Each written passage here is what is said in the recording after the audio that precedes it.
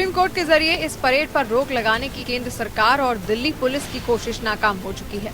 अब किसानों को मनाने में दिल्ली पुलिस लगी हुई है। दिल्ली पुलिस के अधिकारियों ने गुरुवार को भी किसानों के साथ बैठक की। पुलिस की ओर से केएमपी एक्सप्रेसवे पर छोटी रैली निकालने का ऑप्शन दिया गया, जिसे किसानों ने ठुकरा दिया। ऐसे में पिछली 2 बैठकों की तरह इस बार भी कोई रास्ता नहीं निकल पाया है। किसान न केवल अपनी बात पर डटे हुए हैं, बल्कि इस परेड को सफल बनाने के लिए बड़े स्तर पर तैयारियां करने में जुटे हुए हैं। ऐसे में हो सकता है कि इस बार 26 जनवरी पर दिल्ली और देश की जनता को 2-2 परेड देखने का अवसर मिल जाए। किसानों की ट्रैक्टर परेड आकर्षण किसी लिहाज से कम न हो, इसके लिए कई योजनाओं पर काम चल रहा है। पूर्व सैनिकों के साथ मिलकर किसानों ने एक खाका तैयार किया है, जिसके आधार पर कुछ ट्रैक्टरों को विशेष रूप से तैयार किया जाएगा।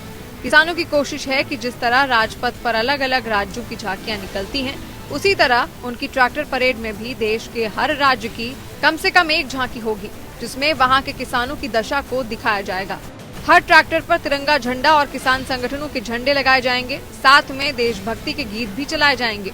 ट्रैक्टर परेड में पूर्व सैनिक, मेडल विजेता, खिलाड़ी और महिलाओं के अलावा किसान आंदोलन के दौरान शहीद हुए किसानों के परिजनों को शामिल करने का भी प्रयास किया जा रहा है। साथ ही पूरी दिल्ली की जनता को खुला न्योता दिया जाएगा कि लोग अपने घरों से बाहर निकलकर सड़कों पर आएं और ट्रैक्टर परेड और किसानों की झांकियों को देखें।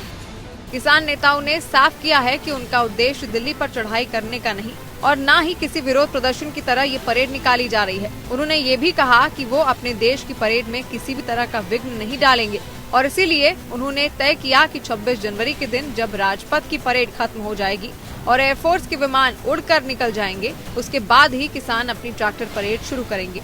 अब देखना है कि सरकार किसानों को ट्रैक्टर परेड से रोकने के लिए क्या अगली रणनीति बनाती है। Bureau report.